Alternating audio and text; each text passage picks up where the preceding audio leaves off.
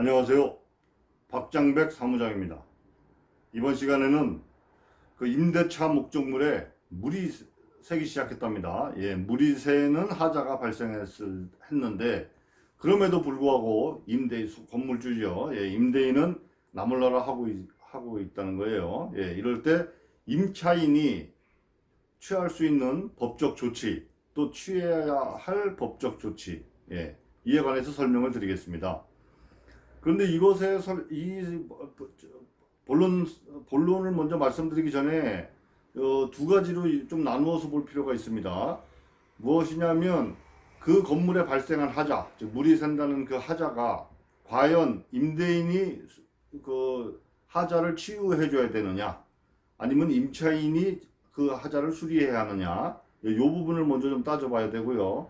그리고 그리고 나서 임대인이 그 하자를 수리해줘야 할 의무가 있을 때, 의무가 있음에도 불구하고 방치하고 있을 때 임차인이 어떻게 조치를 취해야 하느냐, 이렇게 나누어서 설명을 드리겠습니다. 우선 임대차 목적물에 물이 새는 하자가 발생했다. 그때 이것을 과연 임대인이 수리해야 되느냐, 임차인이 수리해야 되느냐.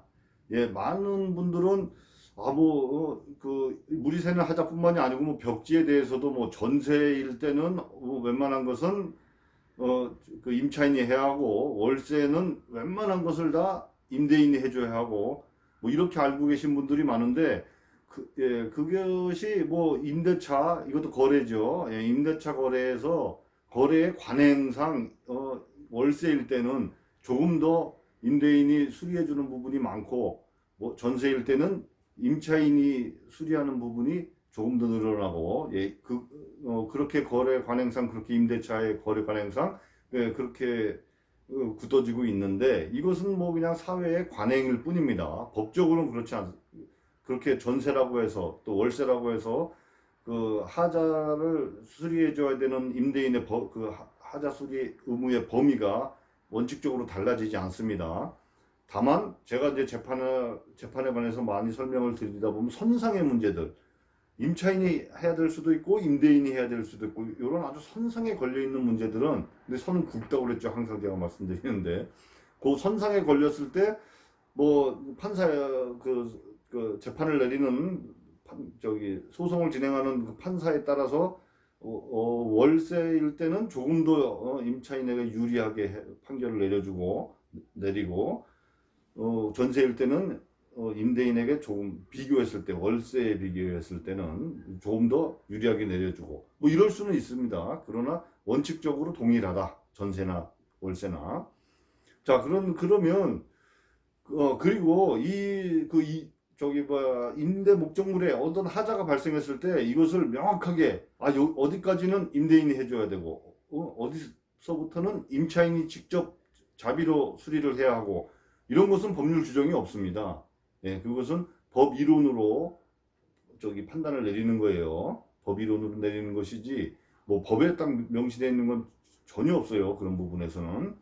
자, 그러면 물이 새는 하자, 이 물이 새는 하자를 과연 임대인이 수리해 줘야 하느냐, 임차인이 수리해야 하느냐. 먼저 일단 물이 새는 부위에 따라 다르겠죠. 자, 물이 예를 들어서 천장에서 샌다든가, 아니면 벽에서 샌다든가, 건물 자체에서 물이 샌다. 어디서 새던 간에 건물 자체에서 샌다고 하면, 이것은 어느 판사가 판결을 내리더라도 임대인이 수리를 해줄 의무가 있다라고 판결을 내릴 것입니다. 그리고 그 배관, 물이 새는 부위가 배관 같은데, 노출된 배관, 무슨 수도꼭지에서 새거나, 수도꼭지가 가장 적절한 얘겠네요. 눈에 보이는 수도꼭지에서 물이 샌다. 이럴 경우에는 임차인이 수리를 직접 해서 사용해야 한다라고 판결이 내려질 수도 있을 것 같습니다. 이런 경우는. 그리고 또 하나, 배관이라 하더라도 벽에 묻혀 있는 배관이라든가, 이런 데서 물이 샌다고 하면 이 역시도 임대인이 수리를 해줘야 된다고 판결이 내려질 가능성이 매우 높다고 보여집니다. 이것은 아까도 말씀드렸지만 명확한 기준은 법에는 없습니다. 여러 가지 판례를 뭐 지금까지 제가 봐온 판례에 비추어서 또 저의 이 법적 견해로 말씀을 드리는 거예요. 예, 지금 말씀드린 대로입니다. 그러면 결론은 눈에 보이지 않는 부분에서 원인을 알 수 없는 부분에서 물이 샌다고 하면 임대인이 수리를 해줄 의무가 있다고 판결이 내려질 가능성이 매우 높은 것이고, 뭐 벽이나 이런 데는 뭐 가능성이 높다고 볼 게 아니고 그냥 아예 임대인이 해줘야 된다고 봐야 되겠죠. 그러나 어쨌든 어디서 새든 간에 예, 원인을 알 수 없는 곳에서 물이 샌다고 하면 임대인이, 그리고 눈에 보이는 데서 물이 새는 원인이 눈에 보이는 곳에서 새면서 그 수리비가 그다지 많이 안 된다고 하면 임차인이 그 부담을 한다. 임차인의 책임으로 임차인이 수리를 해서 사용해야 한다라고 판결이 내려질 수도 있습니다. 그런데 임차인은 사실 그 눈에 보이는 데서 물이 샌다 하더라도 임대인에게 청구해 볼 수 있어요. 왜냐하면 임대차는 이 임대차 계약에서 임대인은 임대차 목적물을 임차인이 그 용법에 맞게, 뭐 주택이라면 거주하는 데 맞게, 그리고 뭐 그게 상가라면 뭐 식당이라면 식당 운영에 맞게, 뭐 미술학원이라면 미술학원 운영에 맞게 사용하게 할 그 용법에 맞게 아무 불편함 없이 사용하게 해줄 의무가 있는 거거든요, 임대인에게는. 그렇기 때문에 이 물이 샌다고 새는 부위가 눈에 보이는 부위고 또 수리비가 많이 안 든다 하더라도 임차인 입장에서는 한번 청구를 해볼 수 있습니다. 그리고 뭐 실제 소송으로 간다고 하더라도 뭐 임차인이 반드시 패소한다고 볼 수도 없어요. 한번 해봐야 되는 거예요. 예. 해봐야 된다고 봅니다. 눈에 보이는 곳에서 물이 살 때. 예. 그럼 대충 정리가 되겠죠. 웬만하면 임차인 입장에서는 임대인에게 청구해 볼 수 있다. 그런데 물이 새는 부위가 어디서 새는지 알 수 없는 부위라면 소송까지 간다고 했을 때 임대인이 패소할 가능성이 매우 높다. 네, 이 정도로 정리하겠습니다. 물이 새는 하자가 발생했을 때 임대인이 수리를 해줘야 하느냐, 임차인이 수리를 해줘야 하느냐 하는 부분은 이 정도면 충분히 설명이 됐다고 보고요. 자, 그런데 임대인이 이제 여기서 이제 가정을 하겠습니다. 임대인이 수리를 해주는 것으로 보여지는 하자, 즉 물이 새는 부위가 어디서 새는지 그 원인을 찾을 수 없는 뭐 벽이나 천정이나, 예, 이런 하자가 발생했음에도 불구하고 임대인은 나몰라라 하고 있다. 예, 이럴 때 임차인은 어떻게 해야 할까요? 가서 패 죽여요 그냥? 그건 아니죠. 예. 청구를 해야죠. 당연히 독촉을 하고 이거 보세요. 여기 이렇게 여차저차 하니 이거 수리를 빨리 해 주십시오 라고 단호하게 얘기를 해야죠. 그런데 임대인은 또 거기서도 콧방귀도 안 껴요. 그냥 알아서 하세요 뭐 그러든지, 아니면 뭐 이유는 불문하고 어쨌든 콧방귀도 안 끼고 그냥 내팽개치고 있다. 이럴 때는 어떻게 해야 하느냐? 그러면 임차인은 여기서부터 이제 증거를 남겨놓으셔야 돼요. 뭐 증거라는 게 별게 없어요. 요즘에는 여러분들이 조금만 부지런하면 사전에 증거를 얼마든지 모을 수 있어요. 왜냐하면 지금 저 이거 찍고 있는 이 핸드폰, 예, 지금 핸드폰이 없죠. 이게 핸드폰으로 찍는 거예요. 예, 이 핸드폰이 있기 때문에 핸드폰이 워낙 좋아서 물이 새는 부위 사진으로 다 찍어 놓으세요. 찍어 놓고 거기서 그치면 될까요? 예, 물이 샘으로 인해서 어디 기존의 벽지가 망가졌다든가 가구가 망가졌다든가 아니면 망가져 간다든가, 예, 그런 부분을 다 사진으로 촬영해 놓으세요. 날짜별로 다 기억해 두시고 메모를 해 놓으셔도 되고 그 사진 찍으면 거기에 그 정보에 들어가면 다 나옵니다. 예. 그 사진을 다 찍어 놓는 거야. 찍어 놓고 임대인에게 그걸 보내줘요. 보내주고, 그리고 또 저 부분도 얘기를 해야죠. 이것을 빨리 수리를 해주면 그나마 수리비만 들겠지만 이것을 수리를 안 해줌으로 인해서 내 지금 내 가구들, 내 소유물들이 이렇게 망가지고 있다. 확대 손해가 예상된다. 예, 그런 것도 당연히 미리 보내놓는 게 아주 좋죠. 그리고 그래도 임대인이 방치를 한다. 그러면 소송으로 가야죠. 예, 당연히 소송으로 가야 돼요. 그런데 소송이라는 게 어디 하루 이틀 만에 끝나지 않습니다. 빨라야 6개월입니다. 6개월 안에 끝나는 소송은 거의 없어요. 또 서로 다툼이 있으면 거의 1년까지도 갑니다. 소송으로 가기 전에 임대인에게 먼저 통지를 하는 거예요. 나 이러이러한 손해가 발생되니 확대 손해가 발생될 것이 예상되니 이건 내 돈으로 일단 고치겠다. 내 돈으로 고치겠다. 또 이제 고치더라도 내가 그냥 고친다고 통지만 하고 고치게 되면 나중에 그 수리비에 대해서 또 다툼이 생길 수가 있어요. 발생할 수가 있어요. 그렇기 때문에 견적을 받아보고 견적이 얼마 나왔다. 이거를 수리비를 주든지 아니면은 내가 이거를 고치는 것에 반대를 한다면 이 수리비를 들여서 예를 들어 20만 원이 들었다. 그러면 견적이 20만 원 나왔는데 난 20만 원에 이거 고칠 거다. 수리할 거다.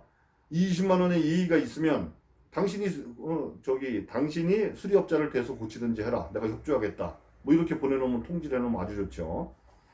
그런데 이제 여기서 또 통지를 보낼 때는 어떤 방식으로 보내야 하느냐.